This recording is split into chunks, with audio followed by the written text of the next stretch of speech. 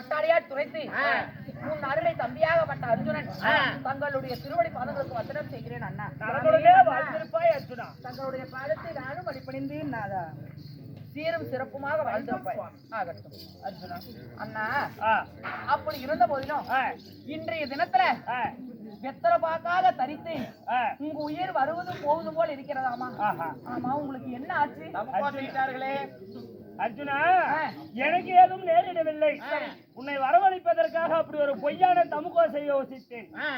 பொய்யால ஓலையா? சகாதேவன் அனுப்பி வைத்திருந்தார். ஆமா, எதற்காக பொய்யால ஓலை அனுப்பினீர்கள்? எதற்காக தெரியுமா? எதற்காக? இதோ தென்மதுராபுரியை ஆண்டு வரக்கூடிய அல்லிராணியிடமிருந்து லிகிதம் வந்திருக்கிறது. அப்படியா? இதோ அந்த லிகிதத்தை நீயே படித்துக் கொள்வாய். சைலண்ட். டேய் வாங்க, எப்படி படுறாத? படுடா. படிடா. அண்ணாராகி அண்ணாராகி கேன போட்டேன். இந்திர பிரசவத்தினை ஜகத்தோடு பரிமாணம்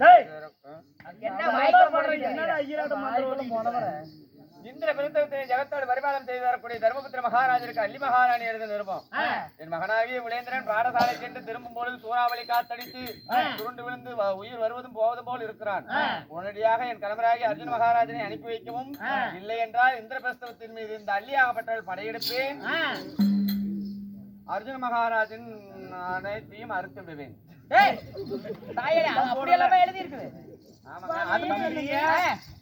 அவர் கூட ஒரு மந்திரி இருப்பான், அவன் பேரு புத்தி. அவனுக்கு வந்து ஒரு புல்லட் எடுத்து தரணும். நல்ல பேண்ட் சட்டை நல்லா அடிக்கிறப்ப வலிக்காம இருக்கிற மாதிரி ஜீன்ஸ் பேண்ட் 2 எடுத்து கொடுக்கவும். அது கூடவே அவன் மிகவும் நல்லவன், அவனுக்கு புல்லட். இதெல்லாம் வந்து சரத்குமார் படத்திலேயே பார்த்தாச்சு. வடிவேல் காமெடியில போகல. அத பாத்துங்க. அப்படி எழுதுல மந்திரிக்கு மொட்டை அடிச்சு கரும்புள்ளி செம்புள்ளுக்கு கலந்து மலையே தங்கை பாடசாலை செல்லும் பொழுது சூழ நோயாகப்பட்டது தாக்கி சுருண்டு விழுந்து உயிர் வருவதும் போவதும் போல இருக்கிறது. வந்தால் ஆச்சு, வராத விட்டுலா அள்ளி படையெடுத்து வருவாளாமா. படை வந்தால் பட்டமே தாங்காது. உடனடியாக சென்று அள்ளி ராணியை சந்தித்து அர்ஜுனா. நான் தன்ன தனிமையாக சென்றால் அந்த அள்ளி என்ன சும்மா விடமாட்டா. சரி. ஆமா, இப்ப இதற்கு என்ன செய்வது, ஏது செய்வது ஒன்றுமே புலப்படவில்லையே. ஏன் கவலைப்படுகிறாய்? செல்லும் செல்லாததுக்கு செட்டியார் இருக்கிறாரு. செட்டியாரா? அவரு முந்தானாலே வியாபாரத்துக்கு பைத்தியர். அந்த செட்டியார் இல்ல, ஆபத்து என்றால் அநாதரட்சை எப்போதுமே உள்ளங்கையில் நெல்லிக்கனி போல் காத்து ரசித்து வருகிறார் எம்பெருமான் மாயக்கண்ணன். ஆமா, கண்ணனை அழைத்து மாயவனுடைய துணை கொண்டு அல்லி மகாராணியை சென்று சந்தித்து வா. அப்படியா? புறப்படு.